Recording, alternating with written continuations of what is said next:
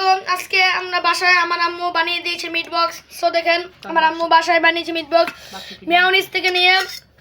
Mayonnaise থেকে নিয়ে একদম মাংস পর্যন্ত যত কিছু আছে সস পর্যন্ত সব বাসায় বানিয়েছে।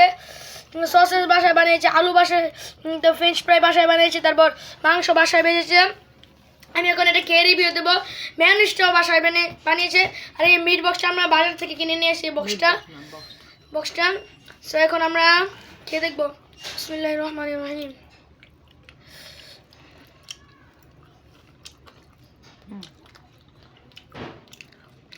খেতে অনেক মজা, অনেক মজা লাগছে। সো গাইস, অনেক খেতে মজা লাগছে।